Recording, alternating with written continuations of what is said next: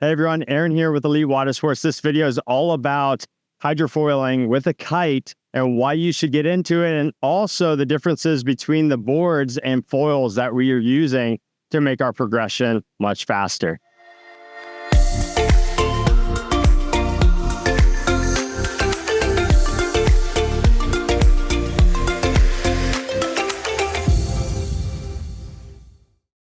All right, guys, let's get right into it. Why you should get into kite foiling. Well, kite foiling opens up so many days on the water. We can go as low as like 7 knots, sometimes 5 knots, depending on the conditions. And of course, don't, disregard 25, 30 knots. Hydrofoiling is absolutely amazing, especially on short line, small kite. Well, the reasons why to actually get into kite foiling that attract more people to it is the sheer fact is that we have limited time on the beach to get our sessions in, whether it's work or family or just whatever we have going on in our lives. We only have a short time window to go out and have a good session. And what happens if that wind dies? If you're adding a hydrofoil to your quiver, now it doesn't matter if the wind dies off. You can get out on the water and enjoy yourself and get that peace of mind.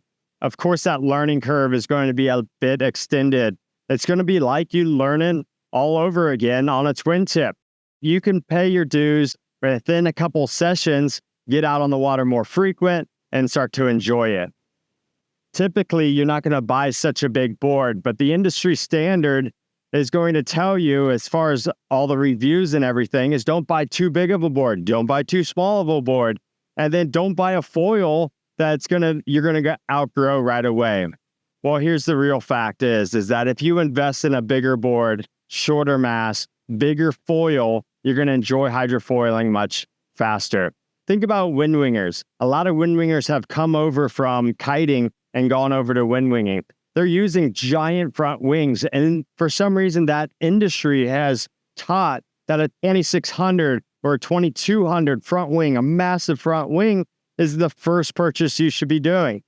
And with kite foiling, we've always told everybody 700, 800. Well, that's great for the advanced people, right? But that's going to hold you back from real progression. Eventually, you can learn on those smaller sizes, but why people love wind winging and they're sticking with wind winging and they're getting their tacks and their jives is because, well, industry already told them to go with the biggest front wing possible, and people have accepted that and gone that route.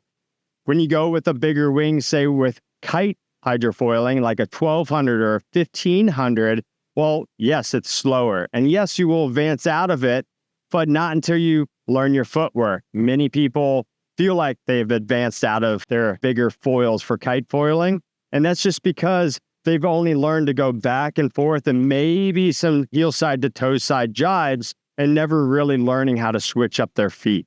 So if you're investing in a big foil, learn your footwork first, and then you can get on those smaller foils or just buy both at the same time. So we have this big board, short mast, 60 centimeter, 1250 front wing.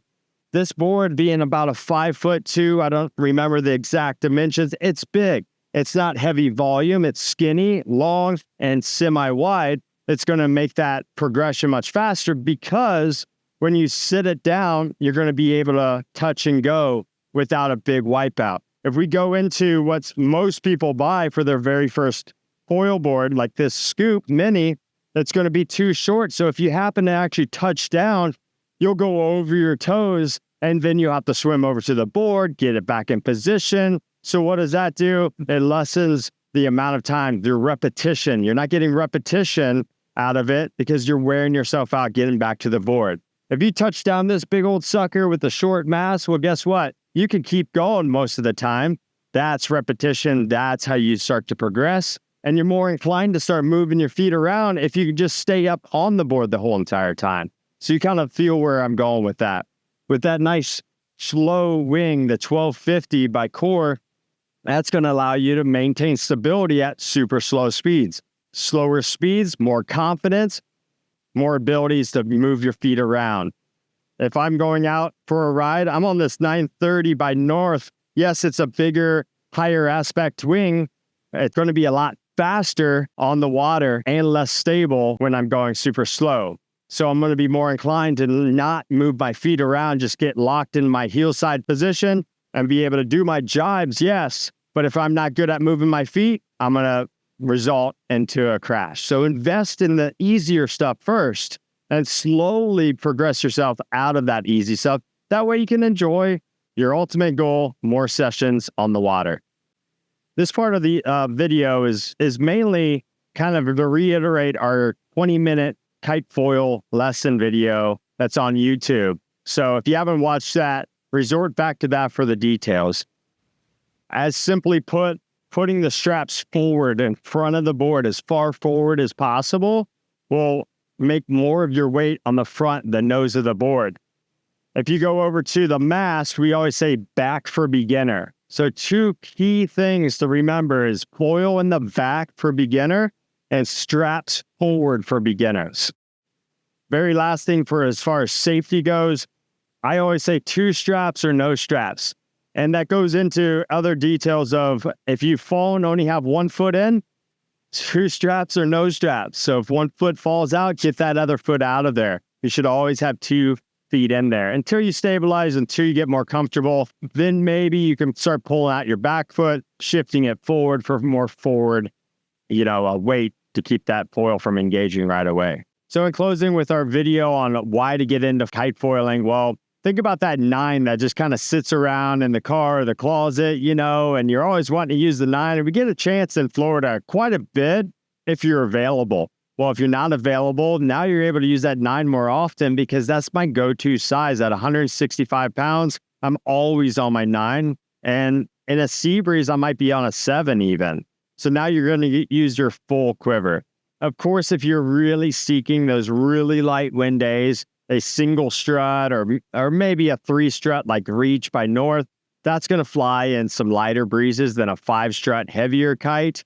But you don't have to make that initial investment right away. We just want to get you out in the water. It also leads me to a perfect example was today. Today we got here at like 8 a.m., 7:30 a.m., and it was like, 12-meter weather, 20, 24 mile an hour. Everybody's having a good time. And as we approached like 11 o'clock, it actually held, which it normally doesn't.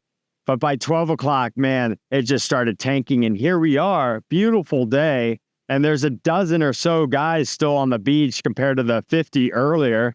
And, well, they're not riding. I don't see any foilers other than one guy.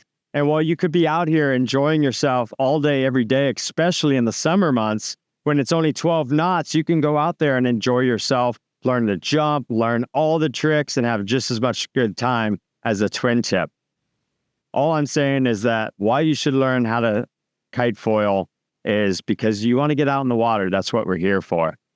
Additionally, don't go out in like 10 knots. The wind just died. Now you're going to learn how to hide your foil. Go out in a solid 12, 15 knots. Make sure that you have some power underneath your kite, underneath your harness, getting you up on the board much easier so that you're able to go back and forth, start to foil. Then you can start, reaching the boundaries of light wind and start progressing in light wind situations. So as far as like the beginner board goes, this board is going to be living in our van. We just did a PSA on that the other day on Instagram.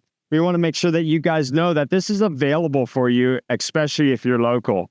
Of course, if you're maybe apprehensive about it or maybe lacking confidence to go out on your own on it, what we can do, of course, is jet ski supported lessons.